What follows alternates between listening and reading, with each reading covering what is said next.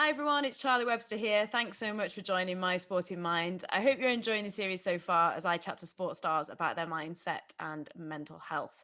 Season 2 is proudly supported by sportinglife.com, providing sporting opinion, debate, and analysis for over 160 years. Today we're heading to Jamaica. Wish we actually were, and I actually was. Well, we kind of are. I'm super excited to welcome British 100 and 200 meter sprinter Zharnel Hughes to the podcast, and definitely a name to keep your eye out for in Tokyo. Welcome along. My Thank traditional you for clap. having me. Thank you for having me. It's a pleasure to be here. So come on then. We can see if anybody's watching, maybe they're listening through the podcast, but I can see that you're sat in your house. But can you paint a picture for us? For those that of us maybe not in Jamaica, Well, what's it like at the moment? right now it's quite windy and very hot in Jamaica. It's beautiful still. It's quite the clouds are quite clear and everything. So Jamaica is beautiful right now. I'm enjoying myself. Every day sunshine. So I'm grateful for that. Thanks for that. Let's move on. No, it was great to hear that. So, what, in a serious note, though, what's it been like in terms of the uncertainty around training and competition at the moment for you? Well, for now, I'm actually getting to train pretty good. We haven't had any hiccups so far. In regards to competition, competition's a bit laggy right now. We're still Yeah. waiting for some clearance from the government to say whether or not we are able to compete. So far, we've been doing a lot of time trials and training, gearing up for the outdoor season. But as I said, training hasn't had any hiccups so far, and keep my fingers crossed it remains that way because last year was quite painful, knowing that we started such a hard season, well, preparation for the season, and then by the time March came around, everything went just went tumbling down. How did you cope with that, knowing that you were on track to head to the Olympics in Tokyo? And the fact that also when you were training for Rio, you were injured, so you didn't compete in Rio because actually the Tokyo Olympics will be the first Olympics that you've competed in. Yes. It was quite difficult because at the end of it, like you mentioned, 2016 was a year I got injured, sadly. And I was really geared up for this Olympics. And to know that the preparation that I've been putting in towards the Olympics, everything was on par. This year still is on par this year. But I mean, leading up to the Olympics, I was mentally in a great space, physically as well. Training was going accordingly. I was just ready to compete. And the first couple races I ran, which was early February, which was the Gibson Relays and the Camperdown Classics here in Jamaica. I ran the 400 meters and I ran a pretty good time. And then the relays came about. So the times that I was splitting on the relays, it showed that I was in really good speed going in towards Tokyo. But it was difficult knowing that all the preparation that went in was just going back down the drain, and then I had to sit out. But at the same time, I tried to maintain fitness, and I didn't call things off until late August. So my coach was just keeping us up with time trials. Um, I found an open field nearby where I live, and I took up two of my training partners, and I got them to come along with me because the guys were quite relaxed. And I was like, I can't sit down for too long not doing anything. So I need to find a way to go out there and get myself fit. So I found myself to an open field. I kept doing 60-meter shuttles every day, just to stay fit. I had my therapist came to my place, and we did a lot of exercises just to keep everything in shape going into the next season. Yeah. Do you think that helped you mentally as well? Like you said, where it's like, oh, you can't just sit still and do nothing. It's not who you are. It's not what you do. Yeah, most definitely, it definitely helped me because, like I said, I can't stay still for too long. And Mm. for instance, if I miss training for 2 days, I feel as if I lose the wall. I feel like I've given my competitors too much ahead of me, so I always try to catch back up. Mm. And for me, staying on top of things is the way I live. I make sure I go according to plan. I have everything written down. I have great communications with my coach and my therapist and the rest of my team. So for me, I'm always on the go, Mm. and I like to keep busy. So sitting down for so long during the pandemic was distraughting. So going to the what you said about planning and writing down, I can Yeah. relate. I'm like that too. Do you write down what your day is? Do you plan your goals? Do you have it written down? Is that something that you have to keep focused on your goals and then your major goals within that, if that makes sense. I don't write down every day, but I try to write like the week before something comes up. So in my head, I know I have this to do, I have that to do, and I usually have daily reminders on my phone. For instance, in the morning time, I might get up, read that, okay, you have gym. I want to hit this amount of weights, PB today. Say, for instance, we have something at the track coming up, like a time trial at the end of the week. I will gear myself up accordingly. So Monday and Wednesday will be hard days in the gym, and when comes Friday, everything will like slow down, and that way I'm already sharp enough to Mm. compete for the time trial. So I try to plan out my things, and it's been working out well for me thus far, and it's just a regime of mine. You Yeah. work with your coach, Glenn Mills, right? Who also Yes. coached Usain Bolt. And I've read so much. I've read various different interviews that you've done and watched them, and there's like always, and I think it must be something that always happens, right, in the sprinting world where you get compared to people. What's it like Yeah. working around that ilk, I suppose, and also his reputation is for being relentless, right, and was relentless with you saying so. Yeah, it'd be interesting to hear what it's like for you. Coach You're Mills is smiling. yeah, Coach Mills is a phenomenal person. He's very grounded. He's very serious in regards to getting serious work done. Um, Working with Coach Mills has been a joy. He's this type of person. He instills that you get the technical attributes done correctly. So definitely think that's the reason why Usain ran the way he ran so quickly, because Coach Mills drills it into your head. Like, you have to get your foot under your center of balance, keeping low in the dry phase, and when you get upright, it's important to stay relaxed, keep the shoulders down. And I definitely think he sees little traits of Usain within me, and I think that makes him exciting, and it makes me exciting as well, because he sees that I have the great potential. And working with Coach Mills, I'm really happy with him. He keeps me in a great mental space as well, because we just don't always talk about track. We talk about career after post track and field, and just keeping the mind relaxed, because he's always talking about the mind. Everything for Coach Mills is about the mind. Right. Okay. Um, he drills that in you in training, and sometimes I go to his house and we just sit down and have a drink and just talk. Like, Coach, what am I leading up to? What are your plans for me? And how do you see me? Are we in the right place?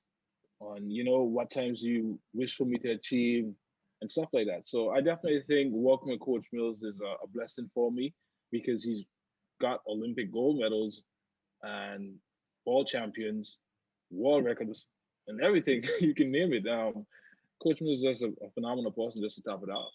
There's two things I want to pick up on that I was writing when you were talking, so I didn't forget. You said about you saying there's traits that he sees. What are those traits in you? Oh well, for instance, my height. Usain is 6'5". I'm 6'4". The way we push out of the blocks, we both tend to get out a little slower than other people do. Um, in regards to the way I run, I'm quite fluent, like you say. My strides are quite long as well. So I definitely think that's just the little things that he sees within me. Yeah, because I mean, I love track. Like, I absolutely love it, and it is interesting watching. So I remember being at 2012, and I watched Johan Blake, and then Usain Bolt, and the difference in like the height and the Yeah. stride and the way they take off is incredible. And there's that famous race, isn't there, where Usain was like so far behind off the blocks and then just came over So, everyone. yep. The other thing I want to write, and it is interesting that you're also that height, which I think is quite unusual, isn't it, for a 100-meter runner? Yeah. I mean, you do 200 as well, yeah. The other thing I wrote down is circled is like you said, he's all your coach is all about mental space, like about the mind.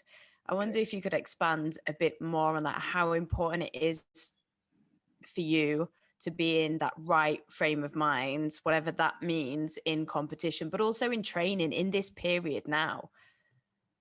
So for instance, in regards to training, Coach Mills is the type of person where, for instance, we have a step down program. That includes 300s, 250s, 200s, 150s, just to name a few. He will tell you the week leading up towards the workout, try to set your mind in the right place in regards to not overthinking too much. You are mentally prepared in regards to when you get to the line, you know what to do, you know how to execute. Because we've been running since background training. So it's not like we can't run the times. So he's always talking about once your mind is in the right place, once you get to the track, you have what you call muscle memory. He's always talking about that. And he's always saying, once you do every this Yeah. routine on a daily basis, it becomes a part of you. So for instance, when you just get to the line, you just tap in basically and you're there. And once you know you put in the preparation leading up towards the games, the trials, or whatsoever, it's already a part of you. It's just for you to just tap in and stay relaxed, believe in yourself. He's always talking about self belief. You can actually say that. He's always talking about self belief and how the mind is the computer of the body and it tunes everything. Once the mind isn't on, then you won't train the way you want to train. And he said training is not just about the physical attributes, it's a lot to do with mental aspects. And he's always saying that, you know, whatever the central computer processes, that's what you get out. Mm. And he that's what he talks about a lot leading up to races. So for instance, when I'm competing, like for instance at the European Championships when I won, he contacted me. He was asking me, "How are you doing?" I said, "I'm good, coach. You sure you're in the right space mentally?" I said, "Yeah, I'm good." He said, "Okay, I don't want you to be on top of social media. That way you get distracted. Just stay in your room, relax, listen to music, watch movies, or call your mother if you wish, and just keep it calm and collected because you're in the right place. You're there mentally, and I know you're there physically. So it's just for you to go out there now when the day comes and execute." And he's always talking about Mm. execution. So that's what he works with mentally.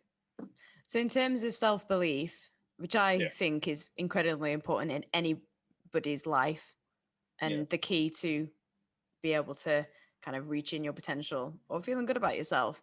What about yourself? Is that self belief always been there? Do you ever doubt yourself? At times I used to doubt myself, to be completely honest with you. Sometimes I wonder, like, am I going to execute the race the way I wish to execute the race? How am I going to do this? Blah blah blah. But no, I definitely think I'm in a better place. Totally, especially with he always compares flying with athletics. He says to me, "Zharnel, if you can fly a plane by yourself, why can't you just run a race by yourself in your lane?" You know, and he's saying you have full control. Once you sit behind the cockpit of the aircraft, you're the one that's putting the power, you're the one that's steering the aircraft. So it's the same thing when you go to the track. If you believe that you can fly the plane, it's the same way you can execute the races. And I definitely think with that scenario or analogy, it comes intertwined and it works.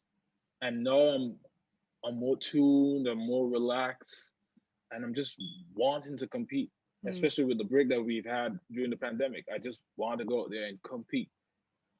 Do you get nervous then? Nah, I No, don't get nervous anymore. I just want to go out there and line up right now, to be honest.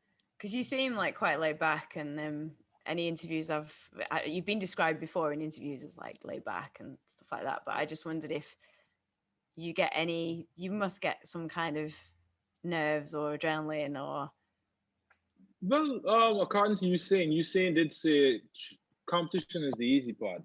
It's training that's the hard part, you know. true. And we the time trials that we have now, it's quite intense because all of us guys are running really fast. So back then, I would probably get nervous when you're Mm. leading up to your first time trials. But when it comes to track and field competition now, and once I know I'm good, then it's just game time.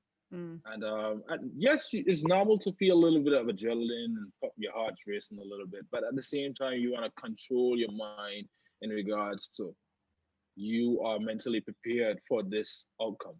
You know, Mm. you don't want to be too drawn up into the situation where the crowd's affecting you, everyone else around you is affecting you, and that time you get timid. You can't react the way you wish to react and stuff like that. So I definitely think adrenaline is good, but controlling your nerves at the same time is important. It reminds me of we did an episode with Johnny May, who's an England rugby player, and he was saying about like the perfect try is you don't think about it, because if you start to think about it is when you start to Yeah, doubt overthink yourself. things. Yeah, Yeah, can you relate it's to true. that? It's definitely true because I used to do it when I was younger. I used to always think about, I need to get out to the blocks. I know I'm not as fast out to the blocks as the other guys. I need to stay low. I need to stay relaxed. And you just start putting extra pressure on yourself, which you don't need. Yeah. Because you get to the line, it's like what my mom says, comes what may. You are already prepared for it. So just go ahead and deliver yourself. Yeah. Comes what may. It's Yeah. good She advice from your always says, mom. yeah, she always says that, man. um, Flying, I must pick up on that because you said about flying. For those that don't know, you fly planes, I do. actual planes, not little remote control ones. Where did that come about, and does that really help you switch off? Yeah, it does. Um, Aviation became a part of me back in high school. I have a friend by the name of O'Shea Smith. In science class, we always talked about planes. He's always going. His uncles are pilots as well, so he's always talking about planes to me and bringing magazines and stuff like that. And we used to go to the airport, take pictures of planes, and I've always been interested in flying. And then I moved to Jamaica at the age of 16, and I had a best friend out here by the name of Jarrett Simmons. He was already into flight school, and I used to go to his house and I read his books about aviation. I used to ask him to try on his pilot uniform, and he used to give me his stripes to put on. So I put the stripes on, and like I try to envision myself being a pilot. And I asked him what was the step that he took, and he told me about the cost of flight school and how many years it took him. And one day I just decided, you know what? Well, at 18 years old, I tried to go, and my mom stopped me because she was afraid of planes till this day. Oh, really? Yeah, she's afraid. She's afraid of planes. And once when I became 21 years old, I said to my, "Look, Mom, I know you don't like flying, but it's my dream. I have to pursue this dream." And she was like, "You know what, son? I don't like it, but go ahead." So once she gave me the okay, I was gone, and I signed up for the flight school, and I have a flight simulator set up at my house. So I knew everything what to do inside the aircraft. I just needed to know the ground school aspects. So once I became aware of everything in regards to aerodynamics, how the aircraft works, the engines and stuff like that, it became a part of me. I started reading more about it. I go up on YouTube, Google everything.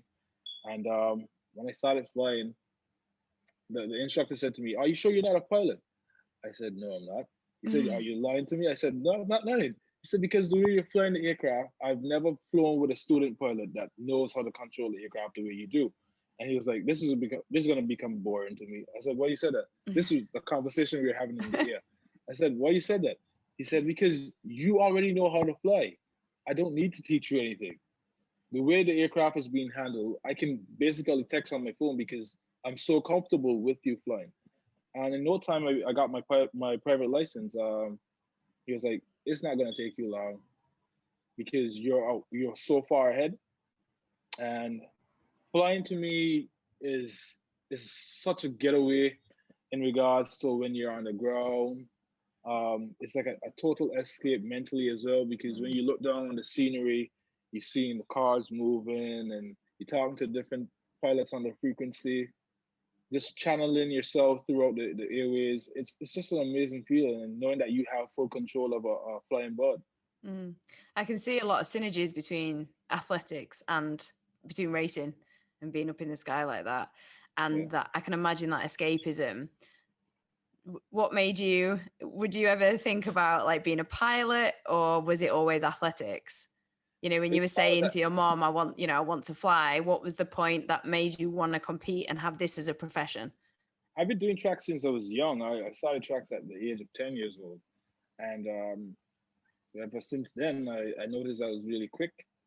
I used to run against the guys in high school, and it was like jogging against them. And I'm not shaming anyone, but it was like I was in a total different caliber to them.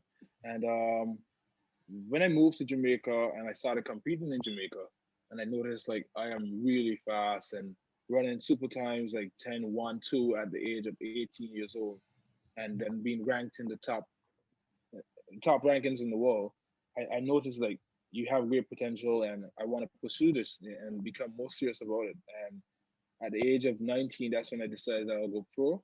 And from ever since then, I've been stuck with it. But aviation has always been there since high school. Since high school, that passion became more and more into a thing. And then once I got the simulator set up, then it became more of a dream too. So I said, you know what? Besides just doing track and field, why not set yourself up for post track and field after athletics? So I decided I'd pick up piloting because this is something I love. It's something I'm always watching. I have a dying passion for it, so I love both of them. You can tell. I love like listening to you talk about flying. You mentioned about high school and then starting track and field at 10 years old. You were brought up Yeah. in Anguilla. What was it like? And how much has that influenced you? Because that's where your childhood was, which is, just so everybody like knows who's not familiar, it's a small island in the Caribbean. And then that's how you got your British representation, right? Yes. So in Angola, we don't have a track. Just to put that out there, we don't have a track. We started off on a grass field, and there's a lot of talent down there, a lot of talent, especially when I was growing up. The guys that used to I used to compete against, they used to be like really fast, and I've always wanted to be faster than them. And I think track and field was a part of me because my father, my father's side of the family, they used to be runners, especially my older brother.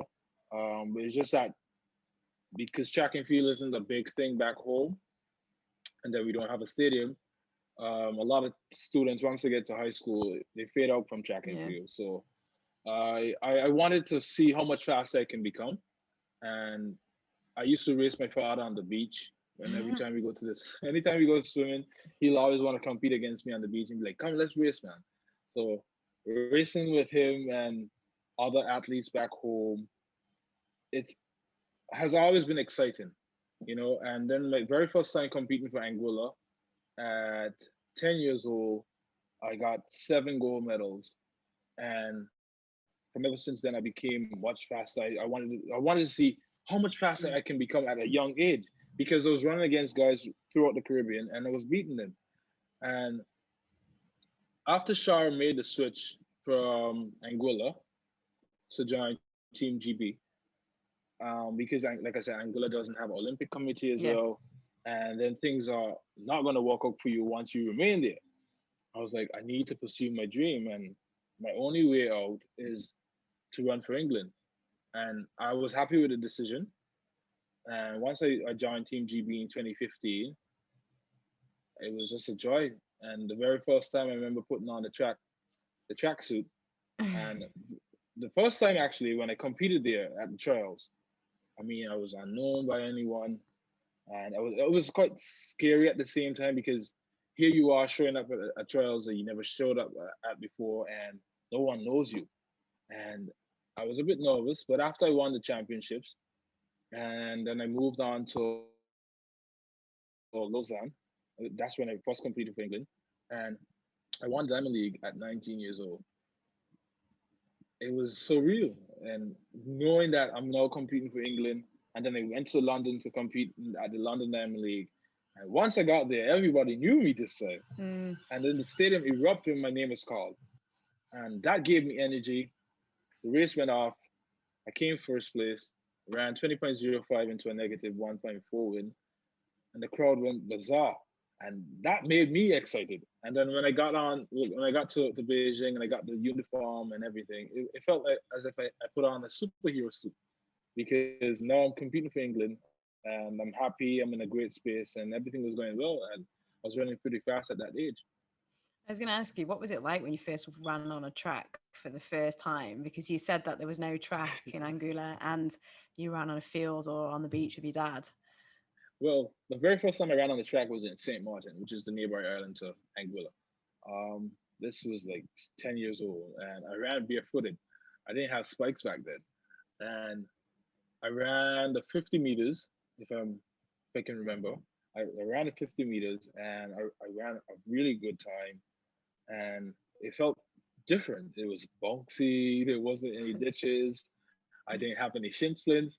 So I got my first pair of spikes at 11 years old, and I ran in Nevis, ran pretty well there because I definitely think running on the dirt track and then going towards the rubber track, it makes a significant difference because you have somewhat of a drag Mm, resistance on the grass, and when you go onto the track, it's more bouncy and more fluent. So mm. it was nice and it was always fun. And I definitely think once I started competing on the track, on the rubber track, I wanted to go more because I'm not used to it. So it was fun, and to this day, I still love it. You were saying about you just, you put that tracksuit on and then you want to go faster, but even as a young age, you were like, I wonder how fast I can be. Is that something that still remains now? And it's like, Definitely. you're still really young, and it's like, okay, how fast can I go? How fast can you go? I definitely think I can run faster than 991. I definitely can run faster than 991. I don't want to put a limit to myself, but I can run 97, 98. I definitely think it's within me. As long as I go out there and get it done correctly, it's gonna come. You can see that you really believe that. Yeah. I wanted to take you back to 2018 because it's really interesting. Whenever I love to read lots about different people whenever I chat to them, especially if I haven't spoken to them before and haven't spoke to you before. And there's so many articles that come up about you in 2018. It's almost like so much happened in 2018. And I wanted, firstly, maybe the first thing I'll ask you to do is just now, when you sat here, we're talking in 2021, what do you think of when you look back to that time? Because so much happened, and how do you reflect back, and what did you learn from that? Sorry, lots of questions within that question. Well, 2018 was a blessing year. It first started off when I got disqualified at the Commonwealth Games. Yeah. Sorry, I'm glad Um, you brought that up and not me. yeah, I have to mention because it actually set me up for the rest of the season. So 2018 Commonwealth Games, things got didn't go according to plan, right? That burning desire of not getting that gold medal in the 200 meters, it was a driving force going forward. Um, After I got the gold in the 4x1, I was like, I still feel as if I'm missing something. So I came back to Jamaica and I said to Coach, I want to take on the 100 meters. I want to take on the 100 meters and see how much faster we can go. Let's go for it. He was like, you sure you don't want to run the 400? I said, no, Coach. I don't like the 400. I want to try the 100 because I haven't ran it since high school. And he was like, okay, I'm going to prepare you for it. And came back, the grind was 10 times harder than what I put in leading up towards Gold Coast. Then my first race after Gold Coast was in Boston at the Adidas street race. I ran 995 or 997 on the wooden track. And I was like, wow, you actually ran that time on this platform. When I got back to Jamaica, I was excited because now I'm training with Blake and those guys, practicing for the 100 meters. And once we were doing block starts, I realized I was staying close to Johan Blake and the other guys. And Races Grand Prix came up, and I was feeling energized. I was ready. I was pumped up. My family was there. And I remember calling my mother just before the race and was like, hey, mom, I just got to the stadium and I'm feeling good. Are you guys okay? I said, I know you're seated to the front, so I'm going to make sure I run a good race for you tonight. Hang up the phone, started my warm up, and I told my therapist while I was getting stretched and everything, I said to him, look, I'm feeling pretty good, I'm feeling really good. He said, I can tell because your body is feeling really, really fired up. And he said, you're going to run fast tonight. I said, well, let's see. Got out there. I was between, I think, Noel Lyles and some other guy. I can't remember who it was, to be honest. And the stadium was just pumped up, electrified. And I remember knowing that my mother was close by to the finishing line. I was like, I'm ready. Race went off, 991. Everything with us went crazy. After that, we led up to the bowling, and we were working on my start. My coach wasn't there, and I remember him sending me doodles of me setting up myself in the blocks. He was setting up doodles of me To setting up follow. myself in the, yeah, to Yeah. follow, because we were working on my start because I had a little lag start, and we changed up my start like a couple of days before the European Championships. And when I ran the heats and I ran 10:01 jogging, I was like, okay, the start actually worked because from the get go, I was in the lead. And finals came. I remember feeling a cramp in my calf, but I said, you know what? I've worked too hard for this, and things didn't go according to plan in Gold Coast. I'm not letting this one slip away. And I got to the line with my, even though I was in the on your mark set position, my calf was cramping. I could literally feel my calf Oh my having God. spasms. And the race went off. As I drove out, my calf cramped on me, but I stayed relaxed because remember, the coach said to you, relax, keep the mind relaxed, and everything flows. So I stayed relaxed and I just powered my way through and dipped at the finish line, got the win, and everything was just calm afterwards. I could breathe and I was more relaxed and everything. And I was just grateful for the opportunity. Mhm. I was grateful that I ran 9-9 again, championship record. I ran 991 all in the season, and now I'm European champion. So everything just came together at the right moment. It's so talk listening to you talk about that, because I was interested in how, because I remember that disqualification. So for those that Yeah, don't remember it, you basically touched the arm of somebody who was in the Trinidad and Tobago. yeah, I can't remember dream, his name. dream Richards. Richards. Yeah, Yes, yeah, that's it. Thank you. And then that's how, and you were on for gold. England was on for gold, and that was a disqualification. And yeah, just you talking about it from them, it's everything. It's almost like you feel that because of that, it gave you the drive to go on to do 100 meters and do what you've gone and done. yes.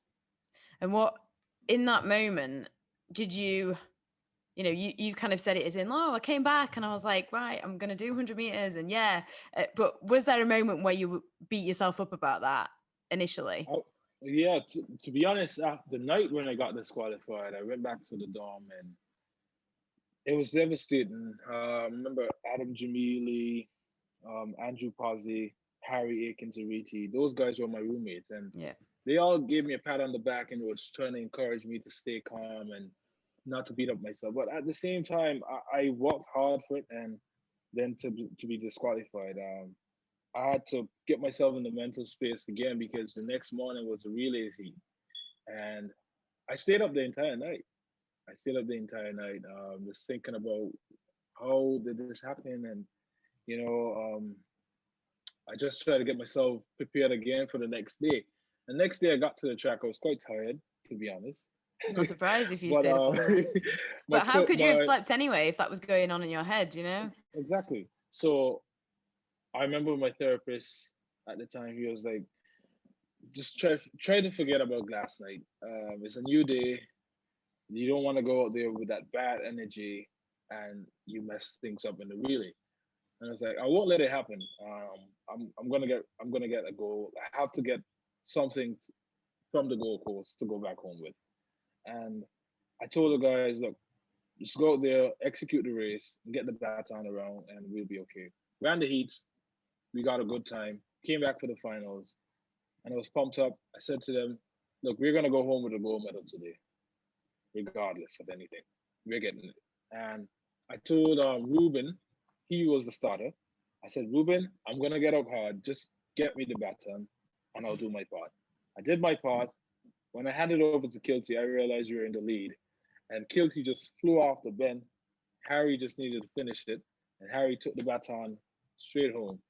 Go. And we were happy, celebrated, and I felt somewhat of a relief. But like I said, Yeah. there was a missing gap because I lost the gold medal the night before.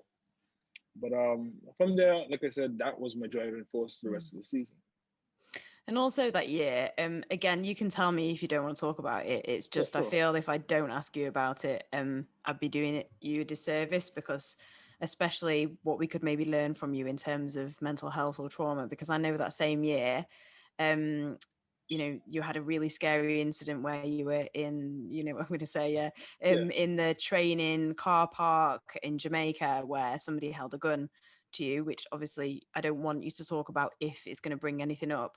But I can imagine that was incredibly scary for those that don't know or haven't read about it. Again, I'm just saying it from what's being written. I wasn't obviously there, but somebody put a gun and you ran off and started shooting, and it was somebody who went a bit quite crazy with a gun. It must have been extremely traumatic. Myself, I talk a lot about post-traumatic stress disorder and trauma, which is why I wanted to ask you how you dealt with that, because, I'm sure you're absolutely fine now, but in that moment, it must have been extremely traumatic. And the way that we kind of like react in fight and flight, and that it's not something that you can just forget, right? Yeah, you can't forget it. But I remember the day when everything happened. I still trained. I still trained. And You then still trained after when it? things happen, yes, yeah, I still trained that day. Okay. At first I sat down. I spoke to coach, and he was asking me if I was okay. My adrenaline was through the roof. Yeah, I can imagine. Yeah, adrenaline was through the roof. We had 150s to run, and I was contemplating: should I train, or should I let the day go to waste? And that was the Tuesday afternoon. I needed to compete on the Saturday afternoon, and I was like, I have a race coming up, and it's gonna be my opening race. I still need to train.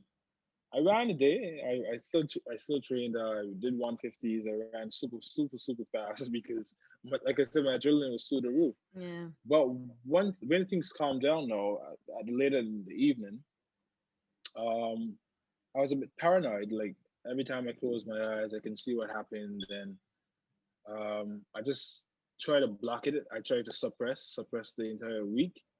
And people was concerned whether or not would I race the Saturday because now I'm gonna hear the sounds of the gun effect Yeah. being fired just Oh, before the of race. course. Yeah. Whether that trigger Yeah, you. yeah. Yeah. So my coach was asking me, "Do you want to pull out of the meet?" I was like, "No, coach, I want to compete." My therapist was asking me the same thing, and I was like, "Are you okay?" During every second I was warming up, they kept asking me, "Are you okay?" I was like, "Yeah, I'm fine. I'm fine. I put that behind me. That's behind me now. Today's the day where I compete. Let's focus on that." Race ran off, and I was perfectly fine. And the following week, I was a bit timid going in that training, but Mm. it became natural to me after a while. Like, you know what, that's gone behind me. Focus on what's ahead of you now, and Yeah. I just put it behind me. It probably helped you, the fact that you went and trained, because Yeah, you could do something with that adrenaline, which obviously comes from any situation where there's fear and that kind of fight and flight thing kicks in. And the fact that you exactly. probably had a focus. You mentioned that you spoke to your therapist. Is that something that you regularly do and do you think really helpful? My therapist, when I mean therapist, I'm talking about my massage therapist. Oh, okay. Um, yeah, we have a really good connection. He's like an older brother to me. Um, we do a lot of extra work as well, so he's always around me, and he's very motivational. Sean Kettle is his name. He believes in me, and he's always encouraging me to be better. And he sees that I have great potential of running super times. And sometimes when my coach isn't there, he's the one that's there catching my times, Right. and we give coach the feedback. So we have a really good connection, and he's always trying to keep me in a great mental space as well. Yeah, that's really good because I think I actually know a therapist like that, and I think he plays such a part with mental health as well and with mindset Yeah, and not just a yeah. body. I think it's all interconnected. Are you a fan of mottos? Because I've got your social media in front of me, and you've got always hope but never expect. And then I know that your primary school motto was inspire before you expire. What do these mean to you? And is that something you're laughing? Is that something that you use, you carry around with you? Because I know some people have phrases which are really important to them. Yeah. So the primary school one is the one I mostly live by. Um, because a lot of us from that primary school we became successful, and not just track and field, but Shara Proctor went to the same primary school, so Right. I'm pretty sure she's aware of that same motto. So it's been instilled in us from we're young that if you want to be successful, you know, go ahead after your goals, but at the end of the day, try to inspire as much as you can along the way. And that's what sometimes I've lived up to. I've always tried to be a positive influence towards the Mm. youth. Um, I know a lot of them look up to me. I try to make sure I my content is okay. It's always clean, and I always try to do questionnaires and stuff like that. So, for instance, like when someone wants to do track and field and they don't know how to start, someone would probably reach out to me and I'll send them a DM and let them know. Because at the end of the day, when I was growing up, there was no one doing that, Yeah. and I feel as if it's a stepping stone towards a goal. Sometimes you just need someone to say something to you, and I definitely think inspiring the youth of tomorrow can better sports in general. And there'll be more sportsmanship, there'll be more people involved in the sport, and there'll be more people wanting to be like Usain, Zharnel, Adam Jamili, Reese Prescott, just to mention a few names. And I definitely think we're doing a great job of doing that. And Mm. I want to do more. And if I can, as long as I live and I'm healthy, then I'll continue to inspire as much as I can. Was there anybody there for you? You said there wasn't that there, and there wasn't kind of Yeah, that person you could DM, which probably was also because social media wasn't really a thing. yeah. Who was that for you? Because you talked about your dad training on the beach and racing him, and then you've also talked about your mom and her motto of "Come what may." Come to Yeah, me. Yeah, yeah. it was my mom that has been my inspiration. She has always been there for us. She's very down to earth. She is always that person who believes in achieving goals. And when I first started out, like I said, I never used to have a pair of spikes, and she was the one that got me my first pair of spikes. And she was always saying to me, "Son, I know what you want to achieve, and I'm gonna be there to support you." And so, for instance, when I came home from high school in the evening times, I used to have to rush to get back to the park, where I trained. And when I got home, she'll make sure I have my food set up, I have my Hmm. water and my Gatorade and stuff set up just for training. And she'll always come to my training sessions and sit down there and watch me train. But she don't watch me now because she don't like to see me suffer. So, so she has always been there. She has always been an inspiration. She's very grounded since she's been growing up. She's been raised that way to be very independent, Mm. be very supportive, and I definitely think she passed that down to my brothers and I. Mm. And we are very independent, we are self-driven, and we are very ambitious young men. Mm. Because I have two younger brothers, and they don't do, they used to do sports, but they don't do it anymore. So they've gone their own path, and Mm. I've gone my own path. So you got three. Is there three of you? Three Yeah, it's just boys. three of us boys. Yeah. Yeah. It's funny you said that about your. I mean, your mum sounds amazing. How important do you think it is that men have those role models as well? Um, You said I about the definitely three of you, and you want to be a positive male role model. yeah, I definitely think men should be a part of the young boys and girls as they grow up, because we need that gap to be filled. Mm. Sometimes it's quite hard on a mother to fill both roles of a mother and father. And I know some fathers might think it's a bit soft by encouraging the youth, but we actually need it. Mm.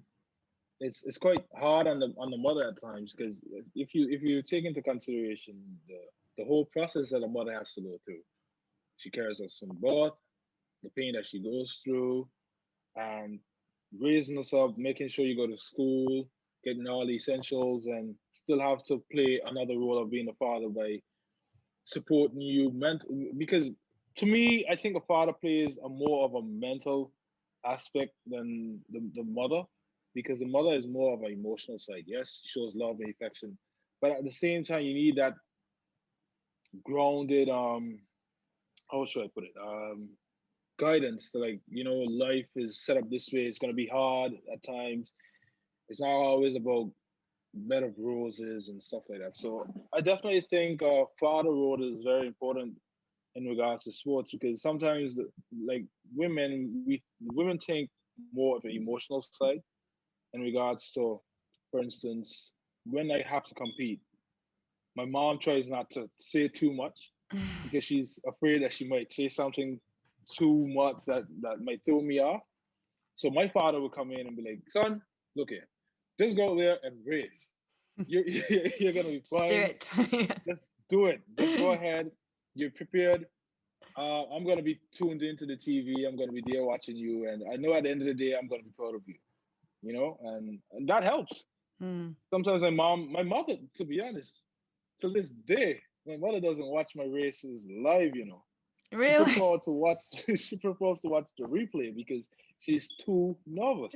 When I brought my mom out here to watch me compete in Jamaica, my mom, she told me the story afterwards. She was like, "I didn't see the race. I didn't see the race." I was like, "What do you mean you didn't see the race?" She was like, "I had my head down the entire time, and someone told me you won the race." I was like, "Are you serious?" And she was like, "Yeah, I do it every time you compete. I can't watch the race when you're competing because I'm too nervous. I always prefer to watch the replay." I That's was like, so "Yeah, funny that she yeah." sat there with her head in her hands and didn't She even watched her watch. race. She watches the race like this until somebody tells her, "Yeah, he won the race." And then Every just every like, time. yeah. Yeah. um, on that note, could you describe to us, if you can, what it's Yeah. like to run 100 meters? Because I think the 100 meters is the thing that, well, it's the marquee event, right? The 100-meter Yeah. final in Olympics. It's the one that everybody wants to go for. Um, we all watch it. What is it like? Do you think about anything? Because it's so quick. Yep. Coach Mills again. This is where Coach Mills comes in. Coach Mills, he's always saying 100 meters is not 60 meters. So, for instance, I won't get out as quick as everybody else, but that doesn't mean the race ends at 60. After 60 meters, you have 40 meters, which am very strong at because of my 200 meters. Um, so what I try to do when I'm competing in the 100 meters, I just try to execute my very first 5 steps because that's crucial to me because I'm being tall. My frequency isn't as quick as the other guys. So I try to stay within, I try to get my first 5 steps correct. Sometimes that can be thrown off because sometimes your first 2 steps are okay, but your third step you might collapse a little bit. So Coach Mills is always drilling in you to get your foot on the center of balance. So that means getting your hips forward, positioning your ankles in the dorsiflex position. That way you strike back the ground correctly, and you keep your head neutral as possible. Because if your head moves too much, then it throws off your hips. And Mm.